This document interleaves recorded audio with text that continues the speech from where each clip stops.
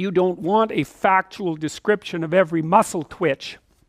You want them to distill their experiences down into the gist, which is the significance of the experience. And the significance of the experience is roughly what you can derive from listening to the experience that will change the way that you look at the world and act in the world. So it's valuable information, and they can tell you a terrible story, and that can be valuable because that can tell you how not to look at the world and act in it, or they can tell you a positive story. You can derive benefit either way, which is why we also like to go watch stories about horrible psychopathic thugs.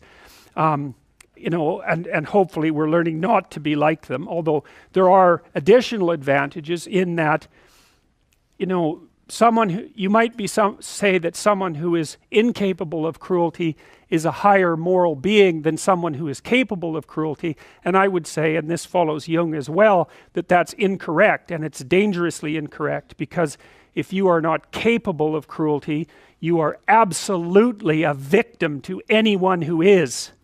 And so part of the reason that people go watch anti-heroes and villains is because there's a part of them crying out for the incorporation of the monster within them, which is what gives them strength of character and self-respect, because it's impossible to respect yourself until you grow teeth. And if you grow teeth, then you realize that you're somewhat dangerous, or maybe somewhat seriously dangerous, and then you might be more willing to demand that you treat yourself with respect and other people do the same thing. And so that doesn't mean that being cruel is better than not being cruel. What it means is that being able to be cruel and then not being cruel is better than not being able to be cruel. Because in the first case, you're nothing but weak and naive.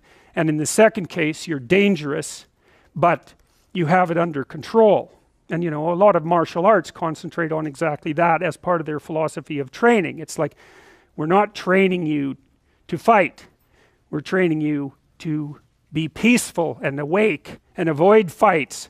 But if you happen to have to get in one, and I guess the philosophy also is that if you're competent at fighting, that actually decreases the probability that you're going to have to fight, because when someone pushes you, you'll be able to respond with confidence, and with any luck, and this is certainly the case with bullies, with any luck, a reasonable show of confidence, which is very much equivalent to a show of dominance, is going to be enough to make the bully back off. And so the strength that you develop in your monstrousness is actually the best guarantee of peace. And that's partly why Jung believed that it was necessary for people to integrate their shadow. And he said that was a terrible thing for people to attempt, because the human shadow, which is all those things about yourself that you don't want to realize, reaches all the way to hell. And what he meant by that was, it's through an analysis of your own shadow that you can come to understand why other people are capable, and you as well, of the sorts of terrible atrocities that characterized, let's say, the 20th century. And without that understanding, there's no possibility of bringing it under control. When you study Nazi Germany, for example, or you study the Soviet Union, particularly under Stalin, and you're asking yourself, well, what are these perpetrators like? Forget about the victims, let's talk about the perpetrators. The answer is, they're just like you. And if you don't know that, that just means that you don't know anything about people, including yourself. And then it also means that you have to discover why they're just like you. And believe me, that's no picnic. So that's enough to traumatize people, and that's partly why they don't do it. And it's also partly why the path to enlightenment and wisdom is seldom trod upon, because if it was all a matter of following your bliss and doing what made you happy, then everyone in the world would be a paragon of wisdom. But it's not that at all. It's a matter of facing the thing you least want to face.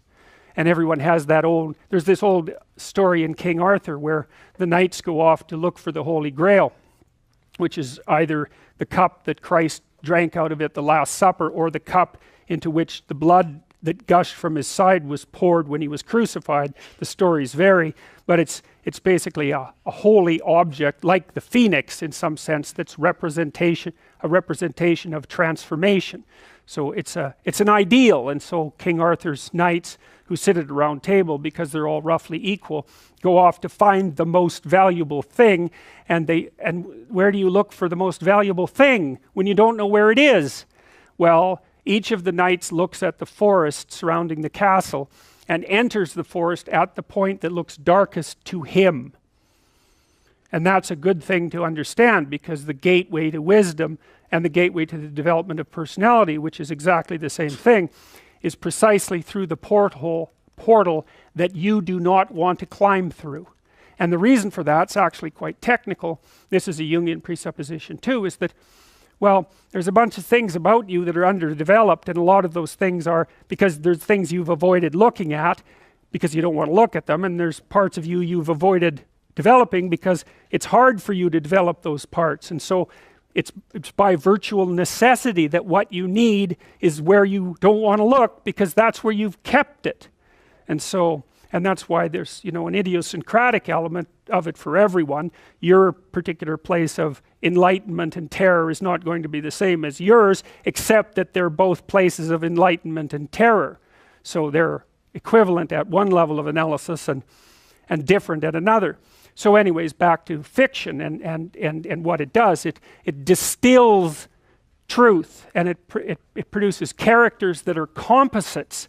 And the more they become composites, the more they approximate a mythological character. And so they become more and more universally true and more approximating religious deities. But the problem with that is they become more and more distant from individual experience. And so with literature, there's this very tight line where you need to make the character more than merely human, but not so much of a god that, you know, one of the things that happened to Superman in the 1980s, Superman started out, he's got a heavenly set of parents, by the way, and an earthly set of parents, and he's an orphan like Harry Potter.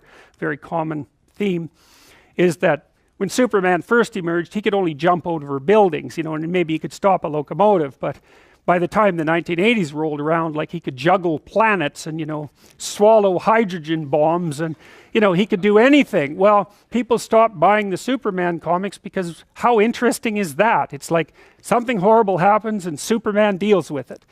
And something else horrible happens and Superman deals with it. And it's like, that's dull. He turned into such an archetype. He was basically the omniscient, omnipresent, omnipotent God, and that's no fun. It's like God wins, and then God wins again, and then again God wins, and, you know.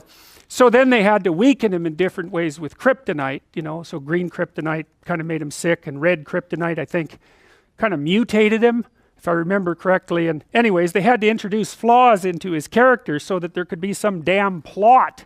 And that's something to think about, you know. There's a deep existential lesson in that your being is limited and flawed and fragile.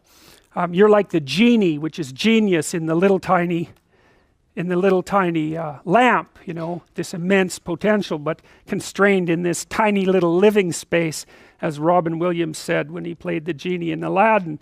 But the fact that you have limitations means that the plot of your life is the overcoming of those limitations, and that if you didn't have limitations, well, there wouldn't be a plot, and maybe there would be no life. And so that's part of the reason why perhaps you have to accept the fact that you're flawed and insufficient, and live with it and consider it a precondition for being.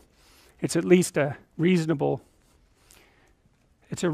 idea. So anyways, one of the main characters is the country, the known, the explored territory. We went over that a bit, and it always has two elements. I mean, your country is your greatest friend and your worst enemy, you know, because it squashes you into conformity and demands that you act in a certain manner, and reduces your individuality to that element that's tolerated by everyone else, and it constrains your potential in a single direction. And so it's really tyrannical, but at the same time it provides you with a place to be and all of the benefits that have accrued as a result of the actions of your ancestors and all the other people that you're associated with. So there's the good tyrant or the bad tyrant and the good king, and those are archetypal figures, and that's because they're always true, and they're always true simultaneously,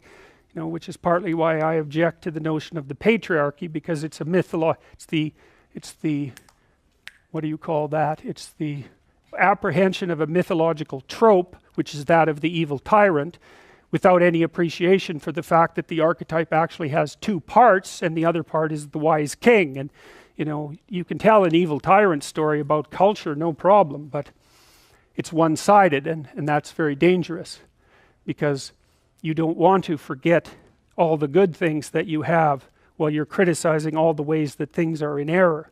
That's a lack of gratitude, and it's a lack of wisdom, and it's founded in resentment, and it's very dangerous, both personally and socially.